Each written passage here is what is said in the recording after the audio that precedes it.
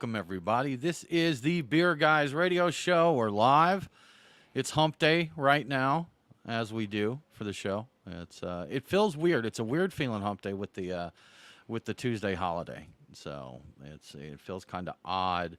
Feels like a Monday on a Wednesday, and then I just hope Friday feels like Friday. That's the important thing. As long as Friday still feels like Friday, then we'll be good. So, 4th of July week. Had a good time. Brian, what's up, man? I was going to say, it doesn't feel weird at all if you've just taken the entire week off. So it just kind of, I've adjusted That's to the way like, to handle it. my life right now is doing nothing of any great import. So This is real life. I think sometimes if I take a couple days off and still go back in that week, it may even throw me off worse. Working Monday and then being off Tuesday may have actually been better than being off Monday and Tuesday as far as concept of time. It just doesn't work out. And at the day job, a lot of people are still out because they had the foresight to take off the whole week. So, it's hard to get things done because people aren't there to respond and address things and all that. But so be it. So be it. Nate, you had it out, man. What'd you do for the 4th? Oh shoot, I was up in Resaca, which is over near Dalton, Georgia.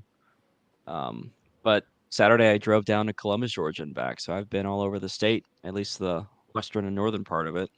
That's a lot of driving, man. Yeah. That's a lot going on. Brian, did you do anything fun? I took it super chill, man. I kind of went out this weekend, but on the actual 4th, I really didn't do a lot.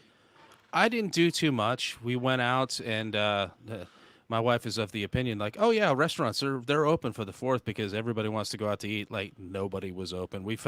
I wound up going to Iron Hill and I had a burger there and I drank a few lagers and things and came back. We watched a little TV and then I watched a live stream that covered all the fireworks shows all around the country. I saw the New York show was really cool. They had like a drone thing to start it off, and then they had fireworks. So they had the Statue of Liberty, they had a giant flag, and then for whatever reason, they had a big sign that said Macy's, like maybe Macy's sponsored it or something like that. I don't Probably. know. But Macy's that was likes neat. to get their hands up in that stuff. The parade, like the Thanksgiving parade, they'll be there. And people in my neighborhood late at night were shooting off fireworks. So I actually looked out my window and watched people shoot fireworks off until the police came and ran them off. So that was basically it. I saw fireworks and I saw them on TV and live and in person, but I didn't really do much of anything noteworthy, honestly. Drank a few beers though. So that's it. That's good. I had hot dogs for lunch, which I think is pretty traditional 4th of July fare. And then for dinner, I had the traditional lo mein and pot stickers. Yes, indeed. Very traditional American. The very patriotic pot stickers. Very so patriotic, so good. You know what? But in all honesty, they were probably the best pot stickers I ever had. It's from this joint that does like the traditional hand-pulled noodles and all that. Have you ever had pot stickers? I've heard it called wings or lace. Have you ever had pot stickers with the wings or the lace on it? No, I don't think so. So they put them in the skillet and they pan fry them, and then like towards the end, they make a slurry, either of flour and water or cornstarch and water, and pour that in there, and it kind of steams them a little bit. But that crisps up as, like I said, they either call it lace or wings. So you basically have your half a dozen pot stickers encased in a crispy pancake kind of thing. Oh. So, okay. And then, you kind of just break them off there and do it. So it gives you the pot sticker with like a little crunchy edge on it. Is this a TikTok recipe where you actually put pot stickers down and pour pancake syrup over top of them, or not pancake batter? No. I think this is a more traditional way. You do that, then you throw that in there, and I think that one of the main points of it is it gives it some steam to finish the cooking, but it also provides that kind of crispy connective tissue on there. So I was trying to use context clues, but what is a pot sticker? Pot sticker are the little, they're kind of like half moon football shaped dumplings. Okay. I forget. He's not an adventurous eater. Like 37 out of 40 meals is probably going to be Zaxby's. Going to be some chicken tenders. So that's Nate. But so a pot sticker is a little dumpling, and it's typically stuffed with like pork or pork and shrimp, pork and chicken, seasonings, really fine ground vegetables. So you end up with kind of a meatball. Trying to explain it in terms that you'd kind of a meatball wrapped inside of a pasta shell. Nate also hates meatballs, FYI. No. No, that's not true. See? Okay. I've had Yeah. one meatball in my life. There you go. He didn't hate it. One It's meatball, true. didn't hate it, but Was yeah. earlier this year, but whatever. Yeah. They give you He's branching digestive out. distress. I had a meatball this year. I've always eaten I like to try so many different things that it's unusual when I hear someone doesn't know, some of these cuisines. But I mean, it's not that uncommon. I took some of my family came over. One of my nephews, his girlfriend was here, and we went to go. My sister and one of my other nephews are very into anime, Asian culture, and all that. So they wanted to go to our Chinatown mall and we did. We went there and we did like a buffet style because they've got a food court at our Chinatown mall. Some of the menus are only in Chinese, like you have to kind of point and say this. But we went around and we got several different dishes and tried them. But his girlfriend wasn't about any of it. Nothing, not about ramen or, soup dumplings or pot stickers because she just didn't know what any of it was. As weird as it sounds, it seems almost un-American to not be into ramen because that's like the quintessential broke college student or just out on your own like dish. Like you get acquainted with ramen, chicken or pork ramen. In the various colors, and maybe you graduate up to the fancy 3 satchel one when you have some means, the shin ramen. That's when you've really made it. You get multiple satchels, some of them liquid, some of them not. Now you're going places. Yeah. And let's face it, Chinese food in general is very American. So yeah, kind of. We've Americanized a lot of that stuff. But anyhow, something I found out kind of interesting watching some Japanese and Chinese shows, the beer consumption, it looks like it's typical, and I may be totally off. It may just be the shows that I've watched, but they'll get what looks to be like maybe a 500 milliliter bottle, something along those lines, and then they have short glasses. And I know I've gone to a couple of like Korean barbecue places, and that's the way they serve their beer. Even if you get like a 12-ounce bottle, you get a glass that's probably 6-8 ounces maybe. A little kind of shaped like a stange or stang, however that's pronounced. Yeah. Like a Kolsch service glass cut in half. I wonder if the idea is you share a bottle like that, the large bottles, like for the table, but you get multiple, but you share it in the little, maybe 22 centiliter deals to, I've got a gnat bombing me. Got a gnat bugging you? Yeah. Well, one of the ones that I watched, Brian, it was they just got it there. Like there were a few people sitting at a table and a few of them had their own beers with their little glasses. So it looked like it wasn't so much about sharing. That's just the way they were consuming there. Oh, okay. Yeah, maybe that's. I ain't opposed to that. Have your little glass, enjoy it, top it off, go from there. Okay. Yeah. I don't know why that would be, and like maybe it stays cooler that way, and they figured it out. Like if the greater volume of it stays together, it will stay cold, and maybe stay carbonated longer because it's not getting thicker glass bottle. Yeah, all of that. Possibly keep it a little cooler. Could be. We should experiment with that. Optimized drinking, like very thorough experimentation, and they've worked it out that that's the best way to drink those beers. We can go for some curry and maybe get us a bottle of Hayward's and and try it out there with some smaller glasses. We'll do it shot glasses. There we go. A shot at a time. We should take Nate out and just make him eat a bunch of stuff. Like just take him out to Indian. We'll go to Destin, get some Ethiopian. You're gonna love you're gonna love steak tartare, Nate. You'll love it. So I've had salmon tartare and that was okay. Steak tartare, you may want to in the back with the windows open. Yeah. Well, you know what? We'll give you a bottle of Pepto, like to start off the day, so you could just you can work through it with that. Maybe get you be good stuff. Little just get ready for the next round of BGR shorts. Yeah, you'll need some new BGR shorts. We try to kill Nate. What foods will kill Nate? There's our next. Oh my god! And we could get the TikTok voice to do that. The one I hate so much. Oh god! What foods will kill Nate? Yeah, this. I don't remember signing a waiver to be on this show, guys. That's it. Yeah, there are no waivers here. Our waiver just says if you die, you die. Sign here. If you die, sucks. Sorry, just says sucks. Yeah, sucks to you. It'll look like the Titan submersible waiver. R.I.P. in peace. Yeah. All right, guys. Shall we do this? Get into the show. Let's show it up. Yeah. All right, here we go. Let's do it.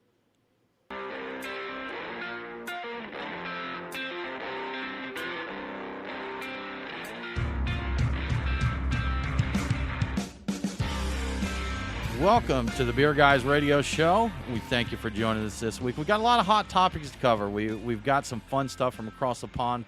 A lot of controversy, maybe, Brian, would you say? Some controversy this week. But yeah, thanks so much for joining us. I am Tim Dennis, and with me, as always, my good friend, co-host, Brian Hewitt. Hey, Tim. So, yes, we're going to talk about a wide variety of topics. A possible beer law change for the better in New Jersey. Drinkflation is a thing. And we might do a little update on a dumpster fire story of the year. That means I am talking about Bud Light. So we are skewing a little on the scandalous side, but we've got a lot of interesting stuff to go over. Yeah. And we also, speaking of scandalous, we also have Mo Mike Nate here. How you doing, Mo Mike? Doing well. Survived the long weekend. Happy to be here. Ready to talk some beer and drink some beer. All right, sweet. Sounds like a good plan. Those are two of my favorite things right there. Absolutely. Yeah. Well, Brian, 4th of July week, we're trying to get used to this weird week here. You take a holiday midweek and everything just seems crazy. You don't know what year it is or where you are or anything. But we did get out last weekend and we mixed it up a little bit from beer because for those that don't know, we enjoy other beverages besides beer, and we do dabble in the cocktail world. Nate, I think you're more of our cocktail dabbler than any of us, and Absolutely. You bring Brian into the fold a good bit, though. I think Brian, probably you're probably the tops on cocktails here. I think Brian, if you talk about alcohol, Brian's on board. So he's just easily swayed by peer pressure. That's it. Yeah. If it has alcohol in it, I'm like, oh, I want to try that, basically. Yeah, right. Let me give that a shot. So, but Brian, we went out and we tried a place in Atlanta that we haven't been before. They've been open a couple years, but closed a while. They had some serious mechanical issues there that closed them for several months. People were scared they weren't going to come back open, but they did. Ticonderoga Club is the name of the place. And I love the vibe at that kind of joint.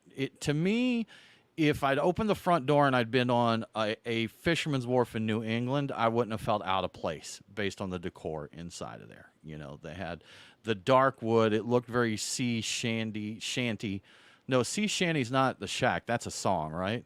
Yeah, I think so. Mm-hmm. Well, I think it's, is it both? Who knows? I think a shanty can be a structure too. A little shack, right? Okay. Yeah. Okay. So, yeah, but if I'd been there, anyhow, really cool vibes. Definitely my kind of place. I prefer those that feel kind of homey and comfortable to the industrialized kind of joints that are out there. But anyhow, we sat at the bar and we just kind of went through the cocktail menu a bit and had some. They had some that I would say were tiki themed. I'm not even sure if that was the intention, but I had one, their signature cocktail called the Ticonderoga Club, which had aged rum, cognac, sherry, lemon, pineapple, and some mint. And he gave that mint a good smacking to express it. And every time he gave it a good smack, the aroma would go across the whole bar, like you knew there was mint coming. Oh, yeah. And made for some really good drinks. We tried a few of their cocktails there, and enjoyable, Brian. What'd you think of the spot? I like the place, and if everybody had, when we walked in, everybody stopped, turned around at the bar, and all had those little corncob sailor pipes in their mouth. Yes, it would have fit in perfectly. I got to mention that probably the most comfortable bar seats I've ever sat on, I think, at this place. Yeah. I sat on them the whole time. At the bar, at the bar, right? Yeah. I sat there the entire time, and it never once occurred to me that my butt was falling asleep or that I was having pain or whatever. I could have sat there for hours, and we kind of were there for at least an hour, I think, right? Maybe we were two. There a couple hours, yeah. We were there a little while, a minute.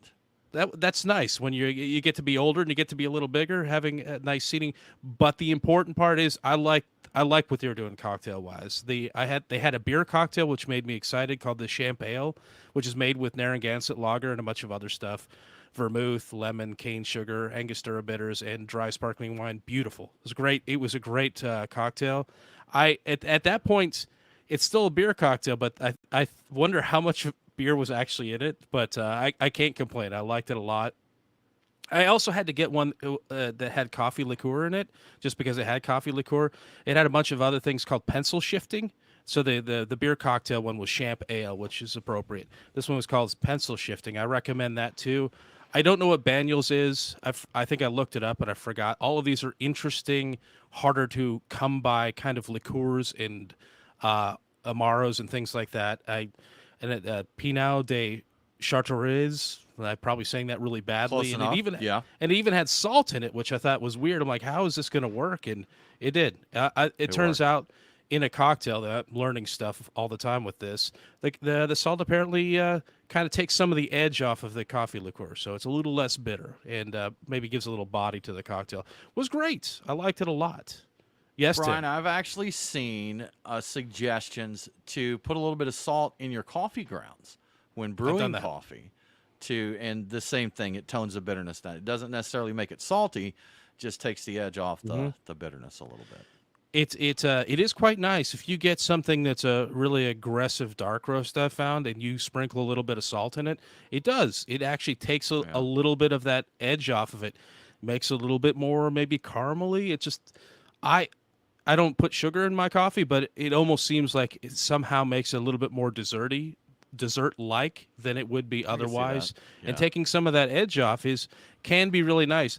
The problem is it also can, like with a lighter roast, it can kind of mess with it. Maybe you need a little bit of that edge. So I'm very sparing with doing that. So that's actually something my father used to do, is he put salt in his coffee grounds, and he thought it reduced the acid. I don't think that's true, but he seemed to like it that way. So I've dabbled with it over the years. Yeah. Yeah, old folks always have some interesting science on why you do something. Well, this does so and so. He's like, no, absolutely no way it does. Yeah, there's no science behind that. Well, he didn't have, to be fair to him, when he was doing it, he didn't have Google. He couldn't just go look it up. He just said it, and I'm like, well, my dad said it. It's got to be true, so I believed it.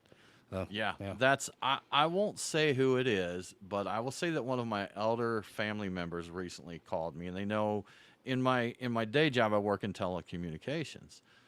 And they're like, "Hey, I've been meaning to ask you. It's like the signals that the Russians are sending across our lines. Is there something I can buy to receive those and see what they are?" And you got to pause a second with a question like that, because you don't want to offend anybody, because it was an honest question. But I knew that this was something fed to them by a certain news source, So. And I knew this was it, so I just kind of worked. I'm like, oh, I'm not really familiar with that and that. So, but they were convinced that there was some signals that they're sending across our power lines, and they wanted to know how they could read those signals. And so, what device did you recommend? Toaster oven. Toaster. Yeah, okay, that's what I was thinking. I'm like, said they maybe like a fitness tracker, or not a tinfoil hat. Yeah, that too. Just feed it directly into the mind. Devices. One of those wind-up radios, like the shortwave wind-up radios, the emergency ones. Like, you got to crank on it for a while, but if you do it right and you set it to the right frequency, you'll totally hear the Russian. Eventually, you'll be good to go. You'll hear. Oh no, I have one of those in my room right now. Are you hearing the Russian? See what signals you can get, man. Tune the in. crank radio, yeah. Good stuff, guys. Did you drink any special beers on the 4th that you set aside for and said this is a beer for the 4th? No, not really. I did make a point of having a Sierra Nevada Summerfest, because it's blue, red, white, and blue. Also because it's probably my favorite, maybe my favorite beer of summer right now. So, and it's getting harder to find, but I like it a lot. So that was kind of oh, you know what? I did drink an Orpheus stout that had I forget what the nuts were, but in a bourbon barrel. It was really nice. It was really great. And it was the typical Orpheus name, and I didn't even think to write it down, but quite nice. And I'm going to miss those offerings from them. But yeah, it was fairly low key in terms of what I did for the 4th of July. So no special beers. How about you, Tim? I did not. Nope, I did not have any special beers for the 4th. I actually didn't drink anything on the 4th, honestly. So what? I had done. Yeah, that's like I said. I took it kind of easy there. I do enough drinking, quote unquote, professionally, that I try to take it easy when I can. Just try and lower the alcohol intake some. So I just wasn't filling a beer on the 4th. So I had a lot of water. I find your moderation disturbing, Tim. I know. As a beer guy, I'm supposed to just drink, just go. Exactly just go, right. Just go. Problematic drinking is expected, Tim. That's right. But anyhow, guys, moving right along, something I have to follow up on that we talked about last week, because I may need to eat my words here.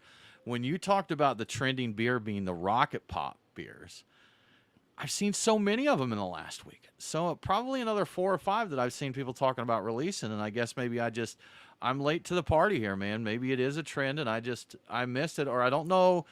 I don't know if it's confirmation bias because we talked about them, but I would think even if it is, that seeing 4 or 5 of them in a week is a large number of Rocket Pop beers. Is kind of my thinking there. I think that's the frequency illusion or the Bader-Meinhof thing, where you see it or you become aware of something and suddenly see it everywhere. And I was in the same boat right up until I read, I believe it was a VinePair article saying it was the beer drink of the summer. I'm like, what are you talking about? And I immediately thought of Wild Leap, who they actually had a Rocket Pop double IPA that they had done some years ago, like 2019, and discontinued it. I haven't seen it since. And I'm like, no, this is the trend of like 4 years. I guess that's 4 years ago. This is a trend from 4 years ago. But then I started seeing them everywhere, and they're showing up in the timeline. So, Rocket Pop beers and red and amber ales. There's a lot of those coming out lately. I even saw Schlinkerla had like a lightly cherry smoked red ale that they're doing, and I knew you'd love that one, Brian. You know what, they did say that it was lightly smoked. I'd try it. I'd see what was up with it. I don't expect I would love it, but I'd give it a shot. It is the Schlenker Love folks, so they're lightly smoked might be kind of a little more intense than, we're not talking switchback here, which is going like percentages of smoke and really trying to build a beer around it with it as a component. I think Schlenkerla is kind of like, smoke is kind of our main component, and then everything else supports that. Fine with that. I think there's room for both. I think there's a lot of room for both, especially on the switchback side. There's a lot of room for what they're doing. Yeah, I wonder about that. I as soon as I see it, I'm gonna get one and drink it like immediately in the store, and then maybe buy the rest. Yeah, right there. Like warm. Like when you open a Coke and you open a Coke in Publix, I'll pay for it when I get to the checkout. Exactly. We'll be fine here. You know what? As long as I pay for it, what are they going to do, right? Well, you know what? My liquor store does have a police officer sitting there to monitor things, so I would probably get arrested. Public consumption there. Worth it. But looking at that and talking about like red ales and seeing those come back around, I was thinking other things that were there and then gone. And one I remember, gosh, Brian, this may be 8, 9 or more years ago, maybe a full decade, the Sriracha Ace Hop. You remember those? Yeah. They had a moment. They seemed like they were everywhere, and everybody was making an IPA with them, I think, or a pale ale. I think Brooklyn did a saison. I think theirs was just called Sriracha Ace, and it was a saison. But I know there's some other flavor descriptors they use, but to me, lemon and dill were the two most prominent flavors. I remember every beer that I had with that, I always got the lemon and dill flavor. And we had a bottle shop / growler shop back when growler shops were cool that worked with a local brewer. The gentleman that owned the shop was British, and he had cask ales here. Cask ales are starting to be a little cooler again, but back then just no one did cask ales, So, but he would get I think he got one a week, and he said they'd either go immediately or they'd go bad, just either people wanted them or not. But he had a brewer do, I think it was just like maybe an English mild or something. It was a really light English style cask ale with the Sriracha Ace, and I remember that the lemon and the dill both expressed very well in that particular beer. You remember that one? I don't remember that particular one, but I do. From the Craft Beer Factory? I remember the place. That was okay. They always had the cask, which I thought was great. And I think, wasn't there a period of time where a lot of places did have a cask on the bar where they would take a beer, get it in a cask, and they might even put it in there themselves and then add stuff to it themselves on site? Do you remember that? Because that seemed like that was a trend, at least in this area, maybe with bars and maybe not breweries. Was that during the Randall era?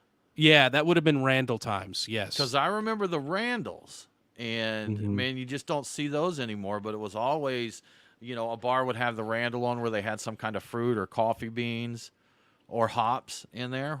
But that's not a thing anymore. This could also be a result of the same kind of frequency illusion. I think around the time I was seeing this or noticing it the most was right after I'd kind of become aware of the Atlanta cask ale tasting. So I saw that everybody does that. They put their beer, they put it in a cask, they give it weird treatments. It's increasingly moving towards more traditional stuff, but it used to be just zany, like bananas and chocolate. You throw whatever you want in there. Yeah. and cereal. Oh, absolutely. Yeah. Cocoa Puffs, everything. And I could swear that bars were doing that. Randall's for sure, but also they were doing that because it was another way of getting people in. It's like, hey, we've got a special cask and we've done such and such and such with it. So there seemed like a time where a lot of people were doing it, but I may have only seen it a couple of times and just thought I saw it everywhere. But I do remember the craft beer factory. That was a fun place. I like that place. Good beers, and the casks were fun. So it was a nice It was a change cool of hangout. pace. It was nice. Yeah. Yeah, for sure. But for those that may be curious, if you hear this and I said Sriracha Ace and you're like, oh yeah, Sriracha Ace, it was developed in 1984 in Japan for Sapporo.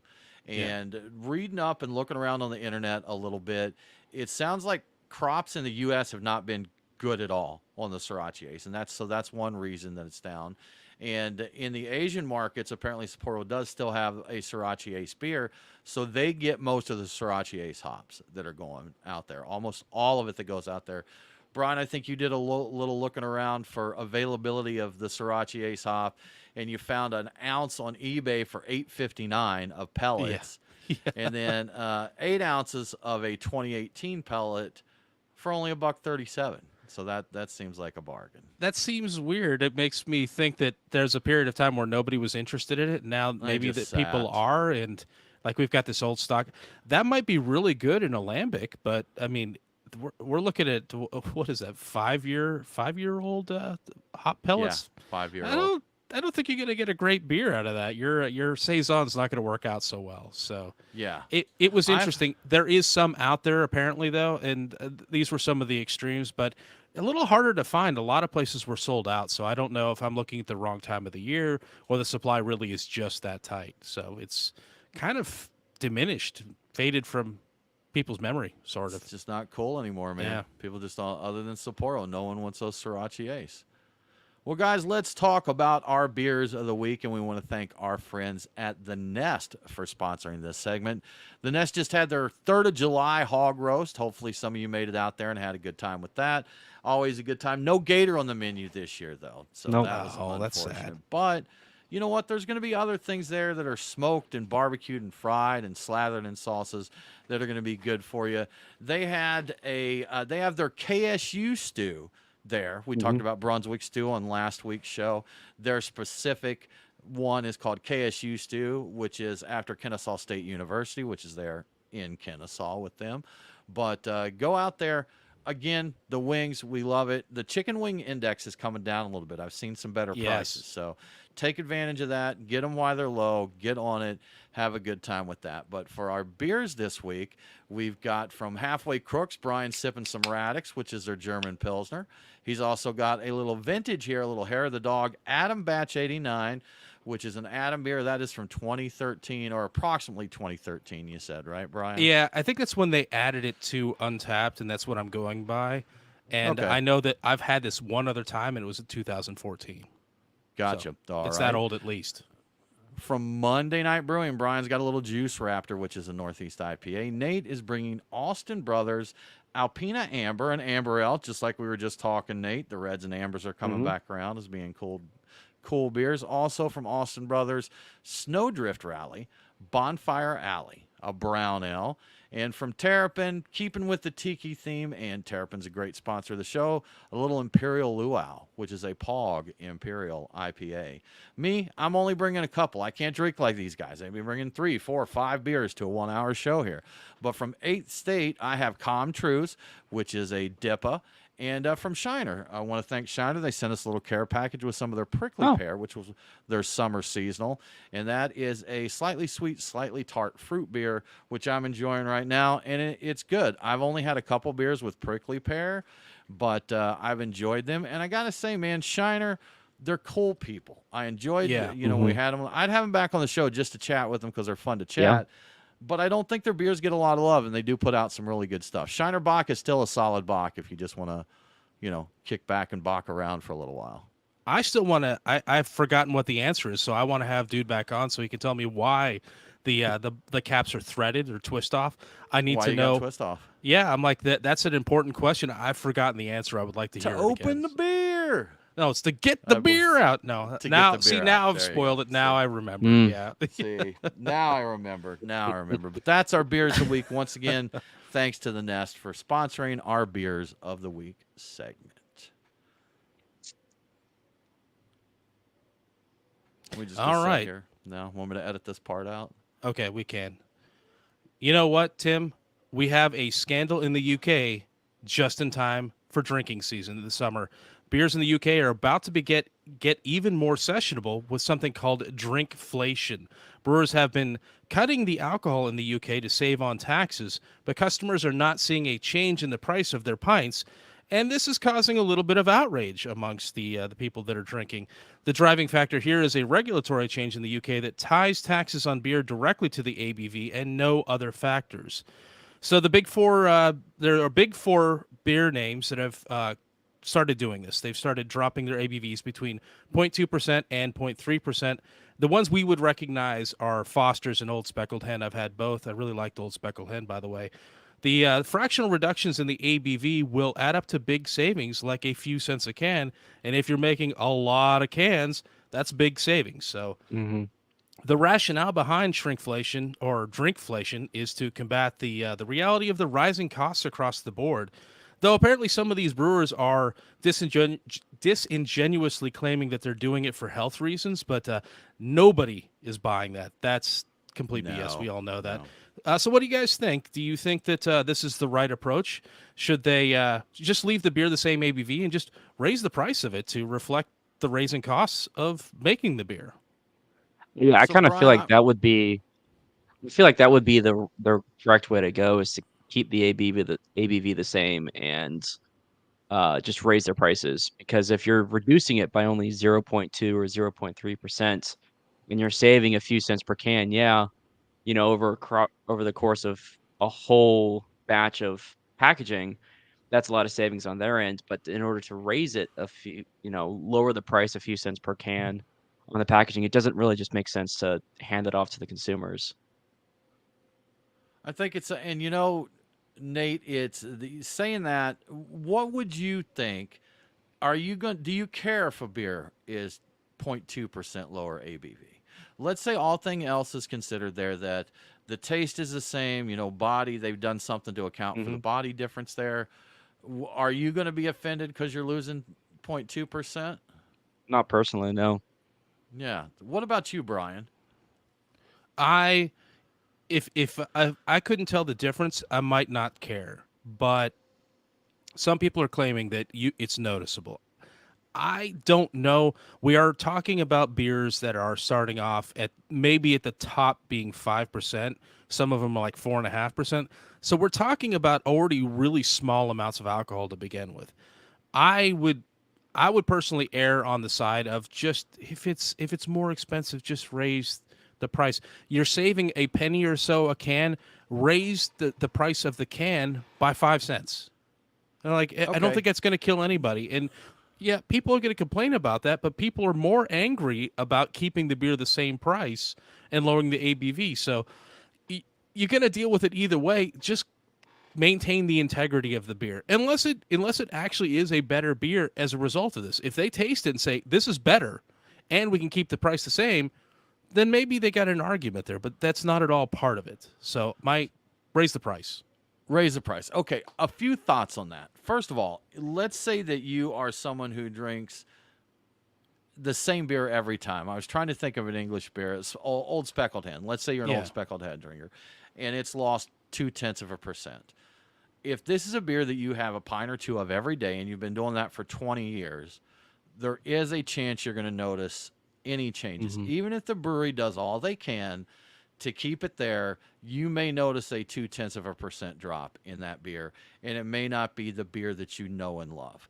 A couple of analogies that may not be the best, but we know a brewer here who took over for another brewer, and he mentioned that part of the brewing process from the old brewer put an off flavor in the beer, and he knew it, that the process put an off flavor in the beer. He quote unquote corrected the recipe to remove the off flavor and just got horrible pushback from the regular customers there because they had become used to the beer with the off flavor in it. That's what they knew and loved. And even though it was a better brewed beer, they didn't care for it. Me personally, I'm a Duke's Mayo guy, y'all. I've talked about it on Twitter and that. I like Duke's Mayo. The store was out of Duke's Mayo one time. I grabbed Hellman's without thinking. I made some tuna salad. Didn't even think about the mayonnaise, but I'm eating it, and I'm like, this isn't right. This is something's off here. And about halfway through the sandwich, I'm like, I've got a different mayo here. That may not be the best analogy. A different brand there. That's a little something different. But I'm saying if you get used to something being a certain way, even a minute change could make a big difference there. So, and that's a really good point, because I think the people, in some cases, the people are having pint after pint of this, and this is a routine thing they do. I think that there is reason for that. They would be justifiably outraged because they are messing with their beer, and I think that they would notice. Like the casual observer may not, but yeah, that thing with the experience that you're talking about, that makes a lot of sense. You're going to be highly more sensitive to anything wrong with the beer, for sure. Sure. Sure. Yeah, and I can see most of the outrage being on them trying to shy responsibility by saying that they're doing it for health reasons and not for tax/cost cutting reasons. I can definitely see people being more open arms about that instead of just being like, just raise the price a little bit. It's beer, guys. Like, you're not doing that for health reasons. No, it's beer, man. It's no beer. Chance. So me personally, unless it impacts the flavor of the beer, I don't care about ABV at all. And I have seen people. We had another local beer that dropped by like 0.3%. People were outraged. People didn't like it at all. I do not care unless we get up to a beer like a Black Tuesday. The alcohol, the alcohol is part of the character of that beer. It's an important contributor there. Maybe it is at a 4 to 5%. But if I enjoy the beer, I don't care. I'm not chasing ABV.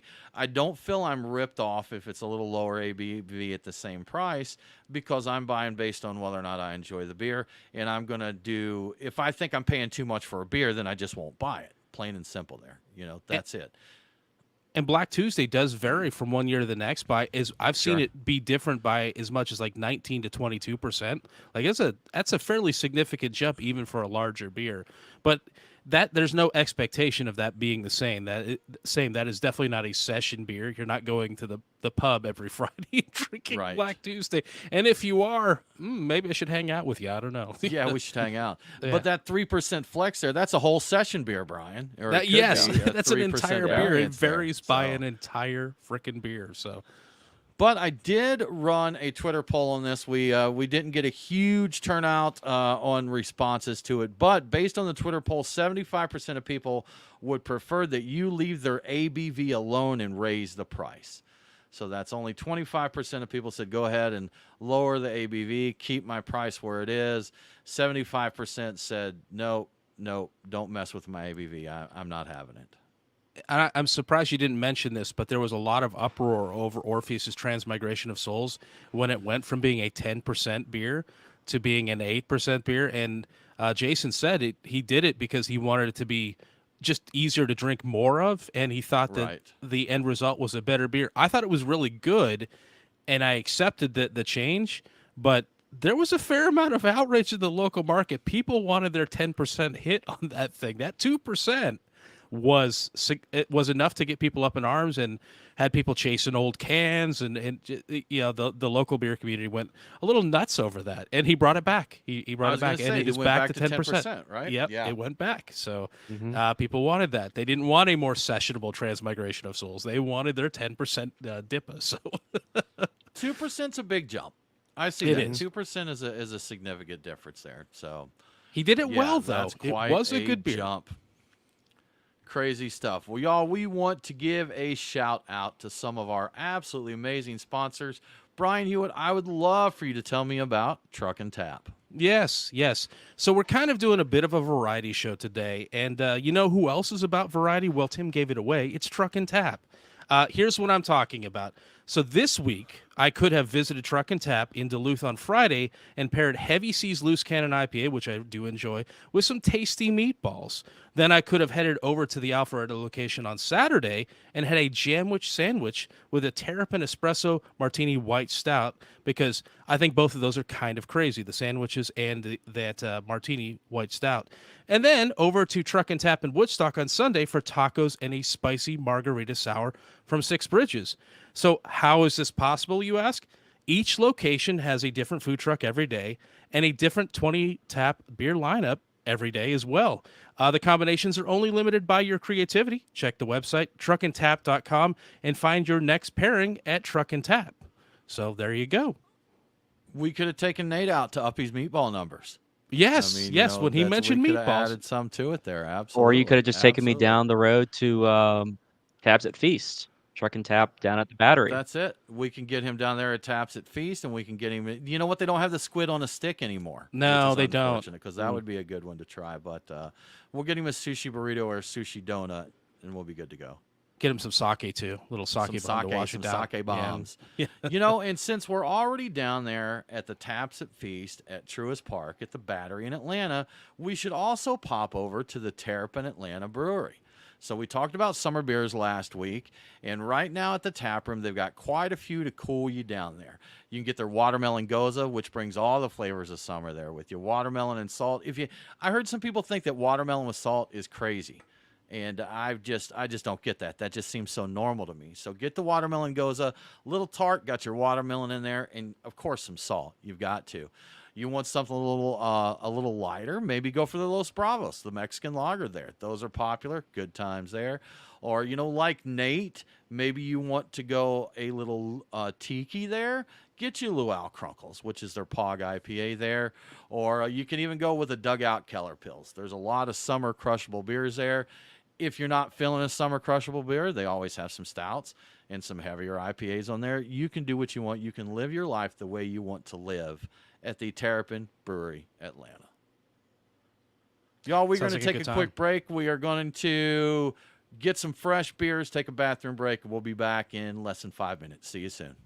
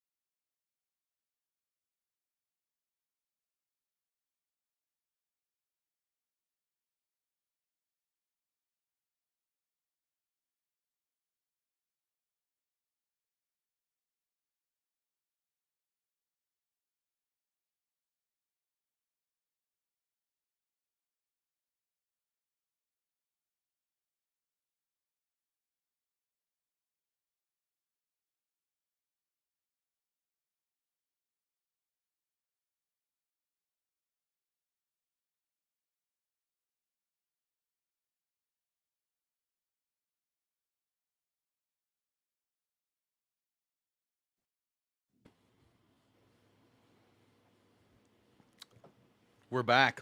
I have Oh. a fresh beer here.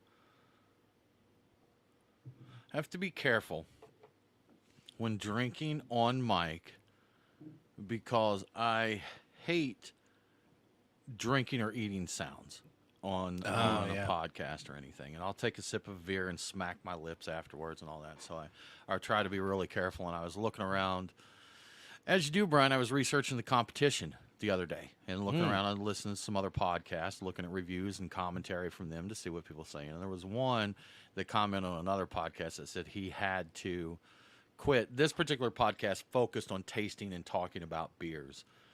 And he said he had to quit watching because of the mouth noises on there, that they would drink into the mic, and it was quite noisy. So I can understand that.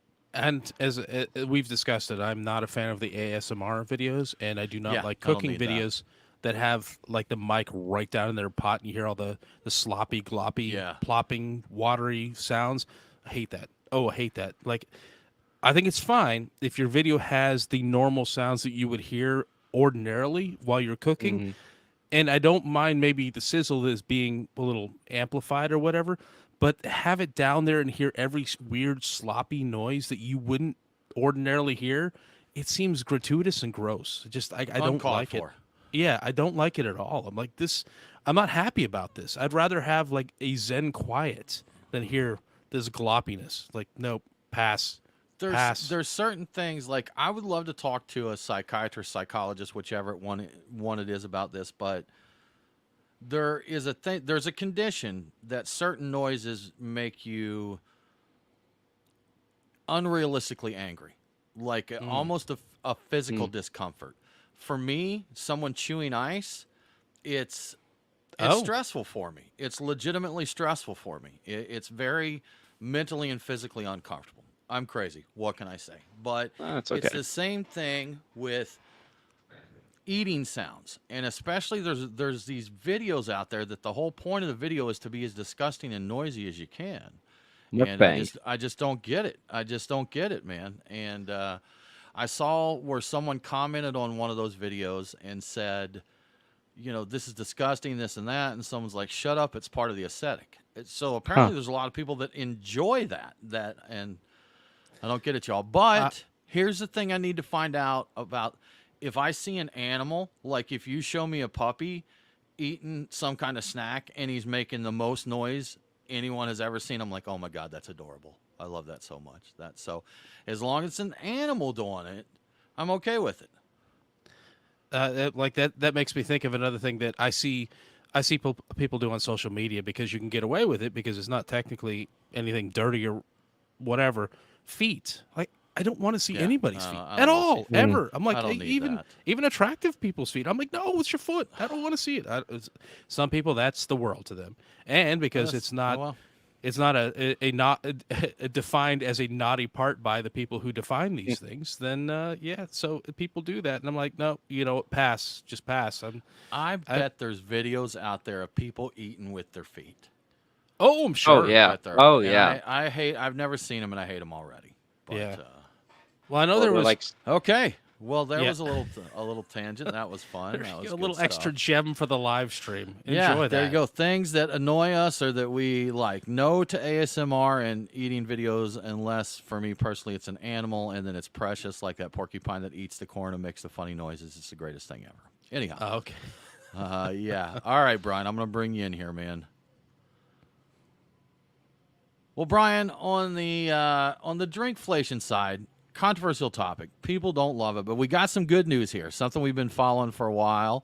And Bob L that comes in and joins us occasionally. He mentioned earlier talking about the New Jersey Brewers. There we go, using casks or firkins. But Bob has also kept us up to date on New Jersey beer laws. And Brian, kind of a big move coming up here, correct? That is correct. There is a bill that has made it all the way to the governor of New Jersey's desk to basically remove all of the incredibly onerous restrictions that are on the brewers in New Jersey. Since July of 2022, New Jersey, wow, even I can't say New Jersey for some reason. It's a tough word this week. Yeah. It is. It's weird. Those breweries have been have had their businesses effectively crippled by draconian and regressive restrictions like severely limiting the events that can take place at the brewery, no more than 25 a year, and that includes live music, trivia of all things, and pay-per-view TV. Like TV shows count as events, I guess, if you announce that you're playing something. I think they're not even allowed to do anything considered championship. I was reading. I'm like, why other games and not championship games? Anyway, they limit the number of TVs they can have at the brewery and how big they can be. And in some cases, they ban food completely at the brewery, including coffee. Like, you can't, as a brewery, you've served people a bunch of beers. They are getting a coffee, but wanting something to perk them back up before they make their journey home, however they're doing it. You can't give them a coffee, but you can give them a lot of beer. Like, it doesn't make any sense at all. So some are blaming a year under these restrictions for all the brewery closures they've had in New Jersey, as well as a lot of breweries that are up for sale, people looking to get out of it. So it looks like this may happen, and I hope for New Jersey's sake that it does, because they're ridiculous. They really are.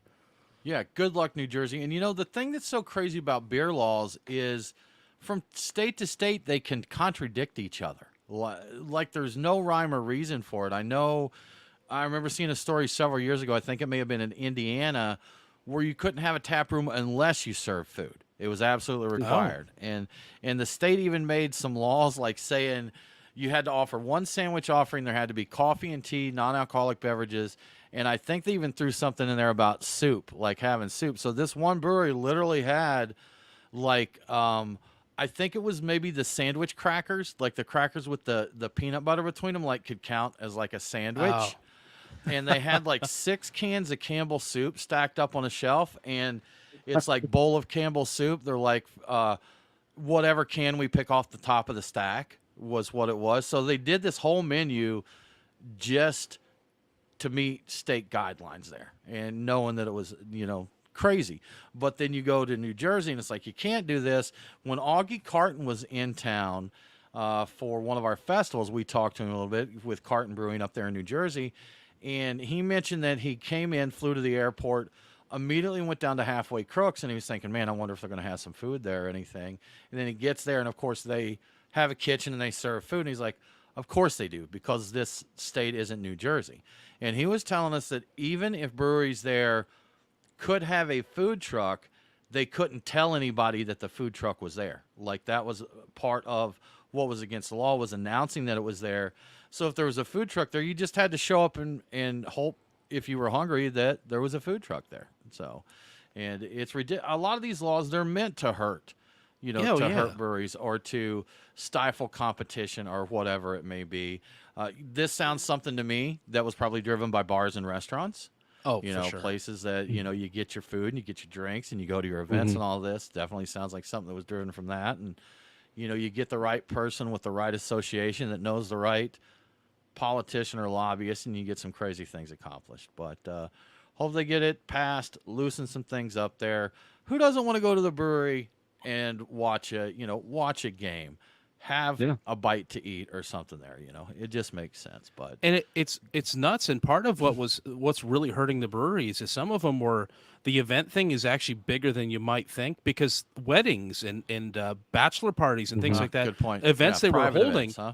Yeah, and that's a big way of supplementing your income as a brewery. Like, those rentals of your space really bring in a lot of money and really can make the difference between making it for the year and not. And if you do that, there's no logical reason to do that other than somebody else wants that space rental instead. And all that is just using the power of the state government to just crush your competition, which seems bizarre and unethical and just bad in so many ways. I just hate everything about that. I mean, capitalism is competitive. That's one of the tenets of it. That's just kind of the way it works there. And I know when we got direct sales here in Georgia, a lot of the brewers tried hard to set their pricings where they didn't undercut their retail partners, because look, they know that there's a partnership there. They know that, hey, people come to the brewery and try this beer, they enjoy it, they're going to pick it up at their retail partner. Brian, you went down to Monday Night Brewing today and enjoyed some beer. it's a pretty good haul for me. It's not somewhere I can just stop in and grab a beer. But if I'm down there and I try the beer and it's great, and then I see it on the shelf here up closer to me, I'm more likely to get it. I'm more likely to tell friends about this great beer that I had. So, there's definitely different angles to it. There's going to be some competition. It's just going to be the way it is. But if you're producing a product, you shouldn't be forced to send that through someone else that buys it, makes the markup, and they make the money on it while you scrape by on pennies. It just doesn't make sense, and you shouldn't be penalized to make it as undesirable as possible to come to your tap room. So, exactly. That's my 2 cents on it. But Brian, to move back to some controversy, this one, I feel like it's kind of flogging a dead horse.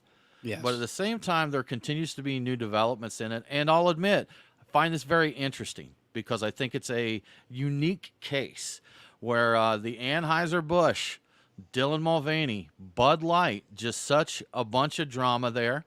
Their CEO went on CBS Morning Show, Brendan Whitworth.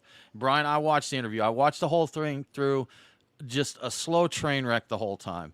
This guy dodged every single direct question. He absolutely refused to answer anything to either side. I happened to see a Dylan Mulvaney video where she mentioned that they didn't contact her at all after the debacle there. Now, you shouldn't be against a trans person. I mean, it's just you shouldn't. And there's people that are going to hear this and will totally disagree. But no matter your side on that, if you're a company that partners with someone like that, there should at least be a conversation around something like that.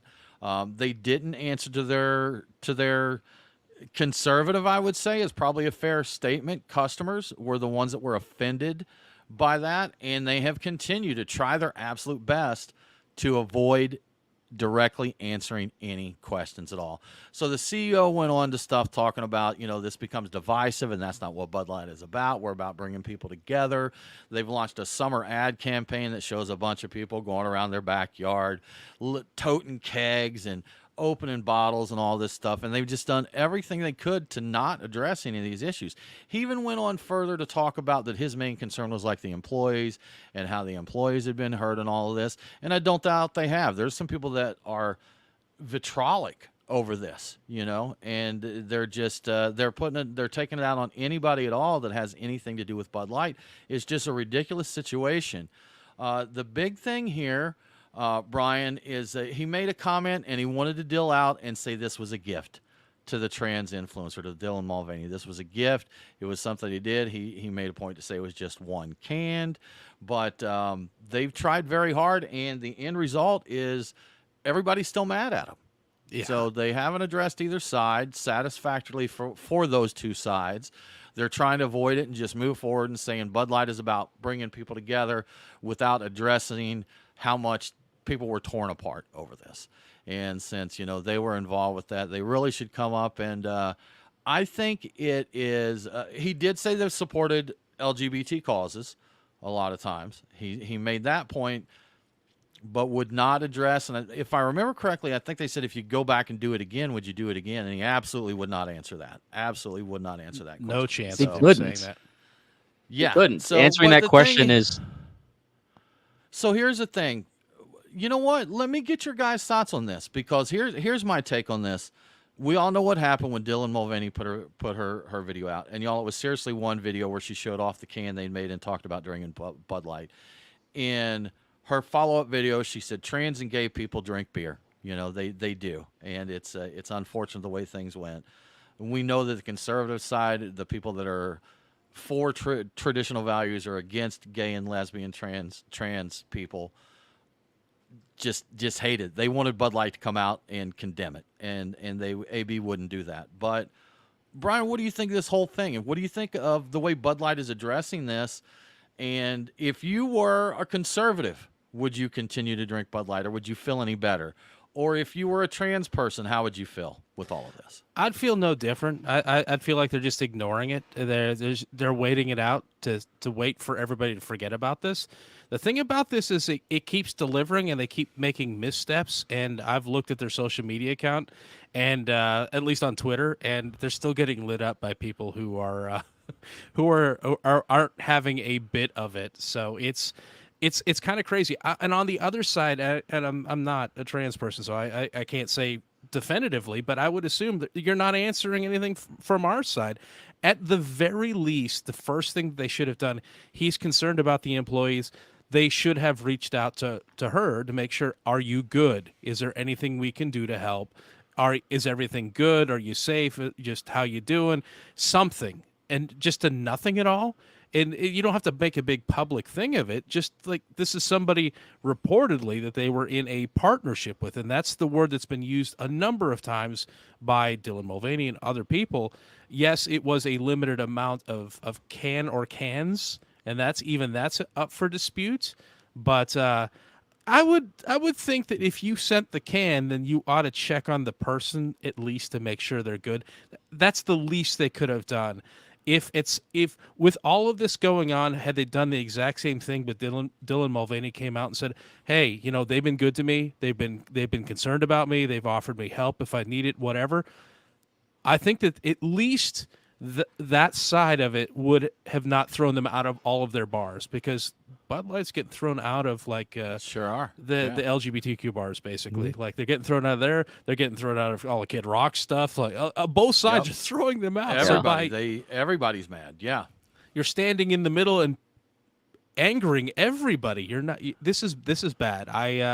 And I think it's all really.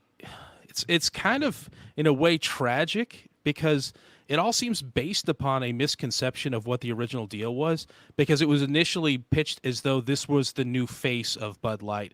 And that is where, and I'll bet you that's what people still think on the conservative side, that Dylan Mulvaney was going to be the new face of Bud Light. And that was never, from what I can tell, on any level true, and nobody has ever said that.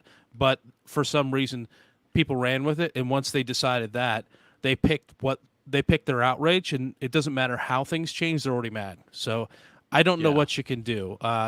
They kind of almost have to pick a side. I guess they could wait it out, but I mean, they won't bleed forever. They're trying hard not to. I mean, they're trying hard not to pick. I think they have picked a side, to be quite honest here, because I think if they're doing a non-answer and saying they want to bring people together to try and keep their customer base, but there's been no, and people may disagree that there should be an apology here, but I think they've ignored the LGBT side and just hoping they'll go away, to be quite honest, Brian. And I'll tell you this, I've seen a couple of Dylan's videos, and I think she's one of the most annoying people I've ever seen in my entire life. Just absolutely shrieking, annoying. But if Dylan is being Dylan and is not hurting anyone else, then Dylan should be allowed to be Dylan however she is.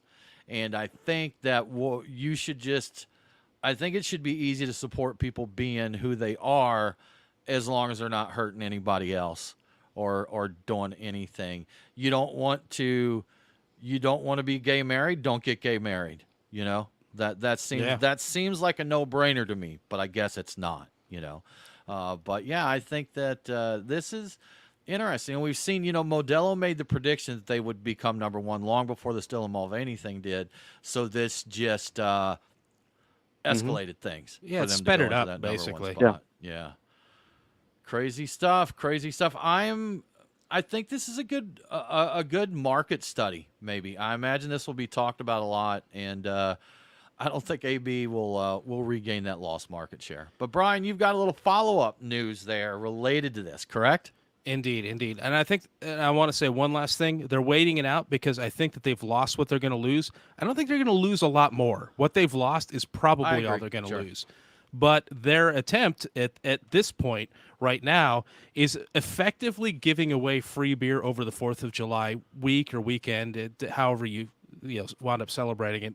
Leading up to the holiday, Bud Light offered a rebate on their website for $15 on a 15-pack of Bud Light or other Bud products, which in some parts of the country basically made the beer free. I believe Target in some places was selling it for like $12 or $13.99, so you got free Bud Light. You just went and bought it, and then you get a coupon or a payment or something through their website. And other places, they discounted 24 packs of Bud Light to a point where it was down to 33 cents a can. So 24 packs were $7.99 for that 12-pack. So that's a heck of a deal if you like Bud Light. The interesting thing, according to the Newsweek article I read, the boycotters are not responding well to the prospect of free beer or cheap beer. In fact, it's making them angry, and some of them are doubling down, threatening to expand their boycott to other Budweiser products, which seems weird because I thought they were kind of already doing that, but I guess maybe not everybody was.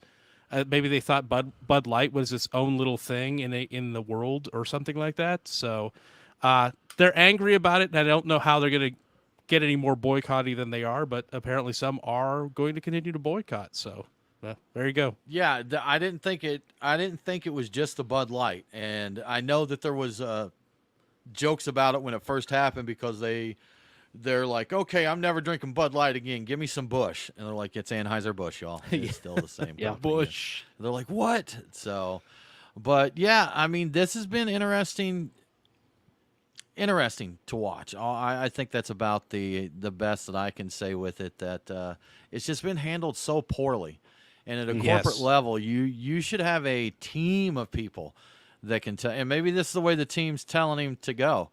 You know, just use the deflection. What do they call it? The shaggy defense, isn't that? Oh, it wasn't me. It wasn't me. Wasn't me. Maybe he's running the whole thing. Like he seems to. It wasn't me. Then they partner with Mulvaney. Wasn't me. So, oh my gosh, good stuff, guys. I'm sure that we'll hear more about this. I'm curious to see how their numbers do. Like you said, Brian, I think that market share has been lost, and that's they may not. They probably stopped the bleeding, but it's not like this wound's going to heal. So that is that.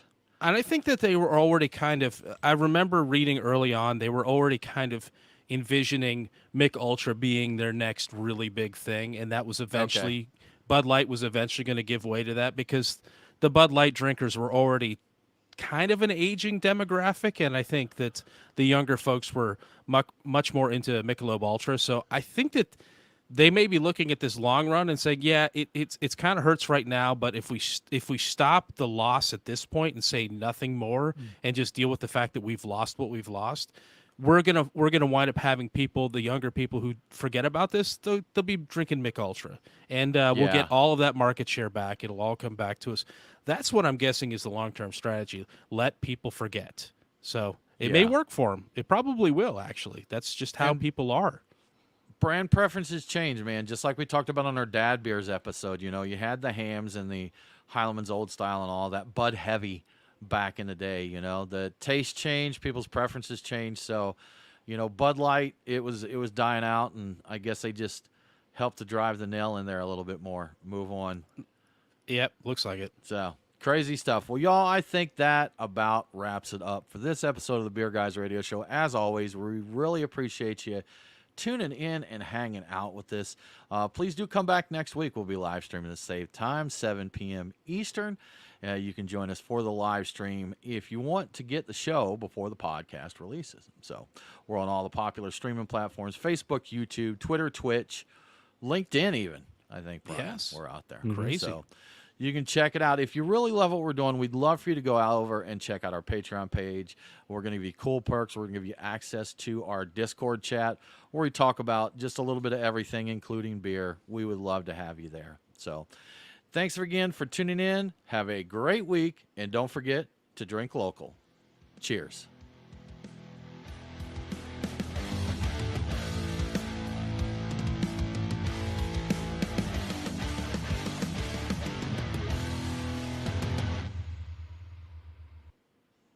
Hold tight, guys. I'm going to do that out one more time. Okay.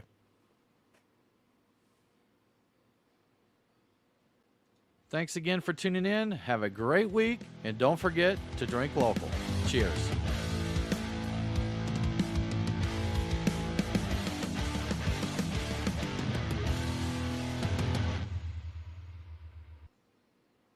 I feel better about that one. Yeah, that's better. Timing was off a little bit there. Billy's driving, says we're cutting it out.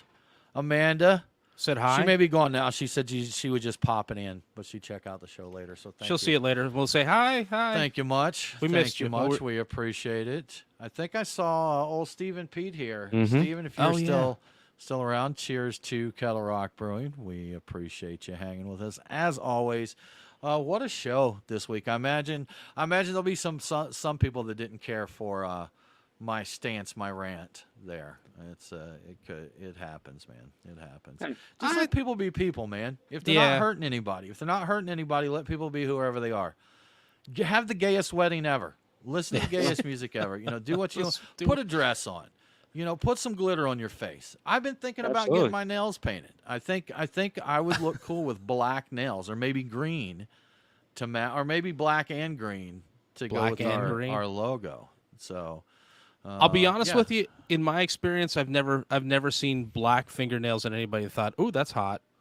But I mean, that's just me. I don't want you to think I'm hot, Brian. That is good. Well, we lost our last viewer with that one. I saw somebody just drop off when I said that. All right, yeah, it's a fair point. Fair enough. No, we're talking about hotness and finger. No, I'm out. I'm out of here. Y'all, we are going to go ahead and end the live stream here. We appreciate you hanging with us. We're going to drop the link into our Discord chat if you want to come and join us for the after party. Otherwise, y'all, we will see you next week. Patreon only.